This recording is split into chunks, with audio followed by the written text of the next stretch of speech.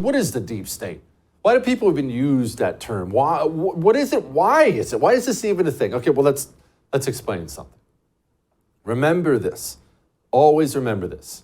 The communist, he understands and has always understood that what he wants is not popular. They write about it endlessly from the very beginning. They have always understood what they want. Bringing misery and all this death and destruction is not going to be something that people are going to hear about. And they're going to say, yay! So what does he do? Does he back off? Does he change his ways? No, of course. The communists had a Congress in the Soviet Union right after the communist revolution, and they said, no, free elections. And the free elections happened, and they only got like 25% support, and they said, okay, well, no more of that free election stuff. Then the communist doesn't back off. He just takes steps to ensure that your unhappiness with him and his policies doesn't actually hold him back. Which brings us to the deep state. The American communist has done this for decades. The American communist, I should point out, has done this for decades with the aid of the supposedly freedom-loving Republican Party. They have aided the communists in this every single step of the way. What is this? What have they done? Well, the federal government, wrap your mind around how just crazy this basic fact is. Our federal government here in America is supposed to be limited, extremely limited. It must be very tiny, actually. Most of it's supposed to be done by the states. The federal government in the United States of America is the largest employer in the United States of America. You know that that's insane for a free country, right? What have they done? Well, they've just slowly but surely added government agency after government agency after government agency after government agency. And then the government agencies they expand them over and over and over again. Remember the new 87,000 new IRS agents?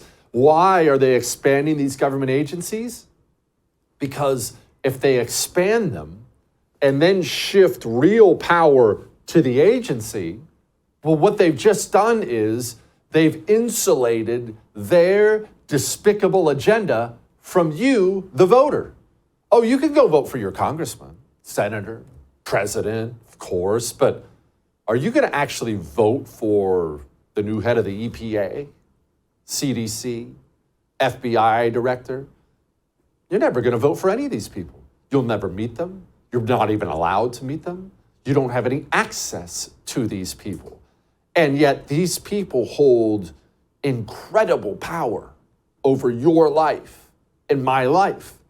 And as they've watched their power in the bureaucracy, as the deep state has watched its power expand, remember something about power. And this is universal. This is not just for communists or here in America or anywhere else. When people get power, they like it. They like it a lot. And they don't ever want to give it back.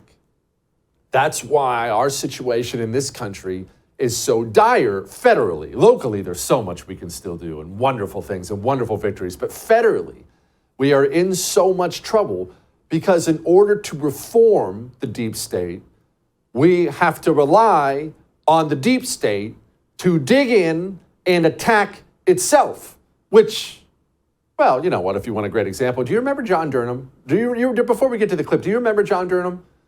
He was the one appointed by Bill Barr, the Republican AG, to go ahead and dig into all the evil things the federal government, the FBI, did to Donald Trump, all the endless lies and everything else. And do you remember what John Durham had to say? Remember this? As our report details, the FBI was too willing to accept and use politically funded and uncorroborated opposition research, such as the Steele dossier. The FBI relied on the dossier in FISA applications, knowing there was likely material originating from a political campaign, a political opponent. In this instance, there are any number of significant red flags that were raised that were simply ignored. If there's evidence that was inconsistent with the narrative, they didn't pay attention to it. They didn't explore it. They didn't take the logical investigative steps that should have been taken. The Federal Bureau of Investigation falsified evidence. Remember, they changed the language on official documentation and took it to the FISA court so they could get approval to wiretap then presidential candidate Donald Trump as he ran against Hillary Clinton.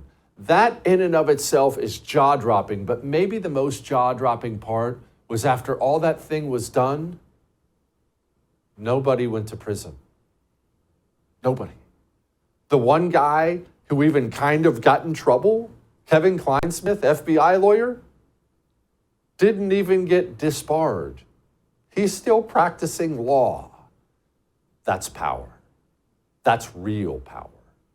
And look, okay, so that's the FBI stuff. We could spend all night on that. We're not going to for our purposes.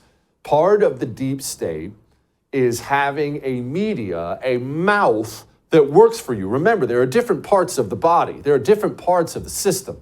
The FBI, they have the guns. The media, they have the mouth. Why does your liberal Aunt Peggy exist in a world of make-believe? Why is she going to show up at Thanksgiving and rattle off a million facts that she believes 100% are true but have no grounding in reality whatsoever? Why is liberal Aunt Peggy like that? Because liberal Aunt Peggy watches the news. I want to be clear in how I characterize this. This is mostly a protest. It is not, generally speaking, unruly, but fires have been started.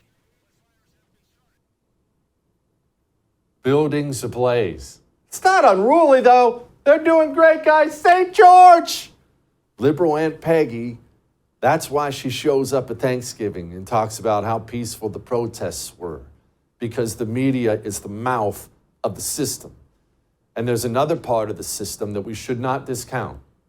Maybe you're not on social media, and I wouldn't recommend you get on social media if you're not. I'm not saying that. But social media companies are majorly powerful, and they are the source of news for so many people across the country, Democrat and Republican. They are the source of news. People, less and less, they're sitting in front of their TV and changing the channel. Where do people go to get their news? Their phone. They wake up in the morning, they do this. Or you get home from work and you got a few minutes after you put the kids to bed. You're doing this on social media.